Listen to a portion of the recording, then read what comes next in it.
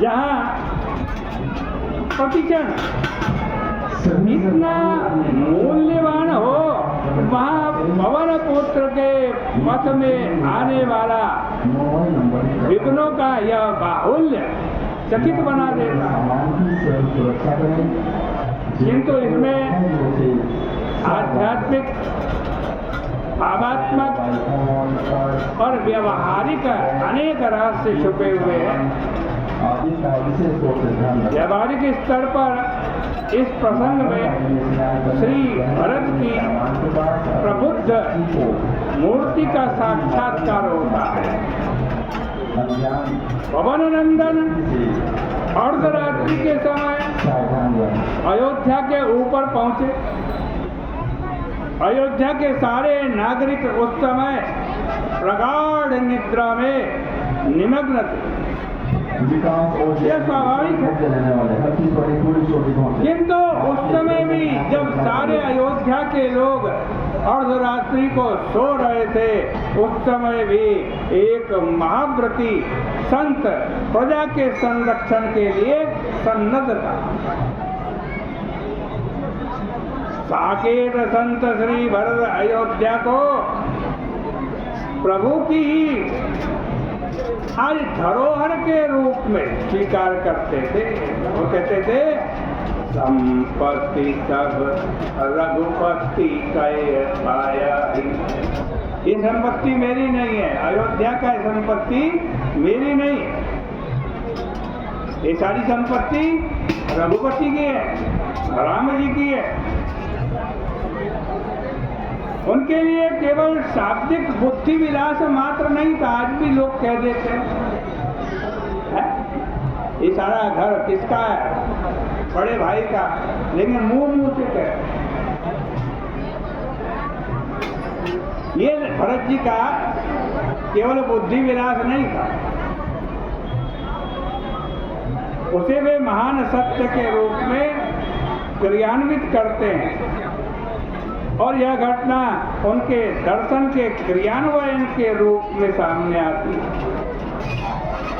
यद्यपि यह कहा जा सकता है कि इस घटना से तो यह सिद्ध हो जाता है कि उन्होंने रक्षा के उतावलेपन में एक महान भक्त को निशाचर समझ लिया, किंतु आंजनेय को राक्षस समझ लेने के बाद भी उनके द्वारा किए जाने वाला बिना फल के बाण का प्रयोग उनकी सजगता का परिचय। वे अयोध्या के संरक्षण के लिए जितने व्यग्र और जागृत हैं, संदिग्ध व्यक्ति को आवश्यकता से अधिक कष्ट न हो, उनकी यह भावना फल रहित बाण के प्रयुक्त किए जाने में स्पष्ट हो जाती है। इस तरह यह प्रसंग भरत के उत्कृष्ट सेवा भाव और सामर्थ्य का साक्षात्कार कराने के लिए ही प्रस्तुत किया गया।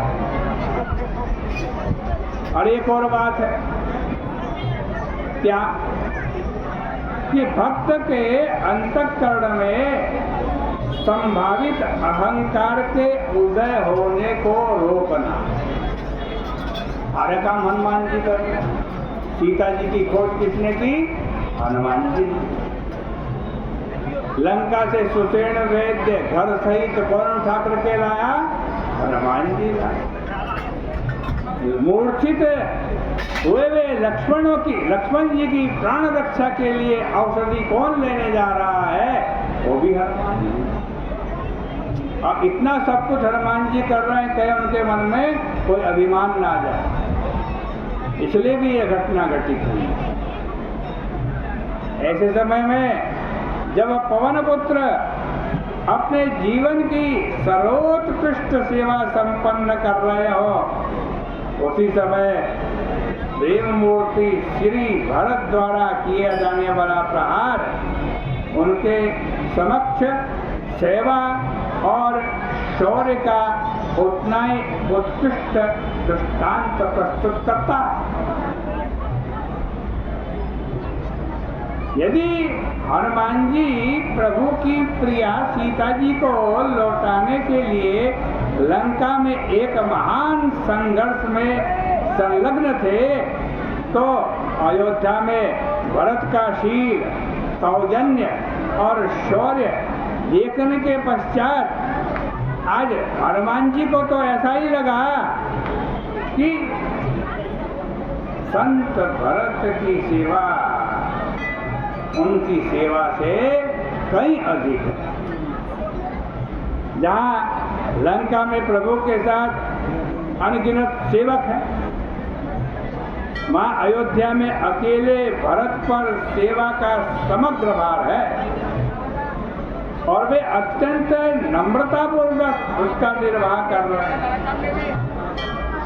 श्री भरत द्वारा किए जाने वाला यह प्रस्ताव उनकी प्रेमजन्य व्याकुलता का परिचायक है। वे प्रेमानिष्ठ संघ की वृत्ति के द्वारा परिचालित हो उठे।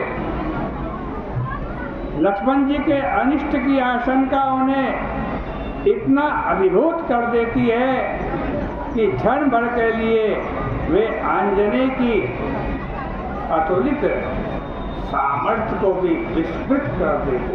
उनको भरोसा नहीं रहता कि हनुमान जी ठीक समय पर पहुंच जाएंगे।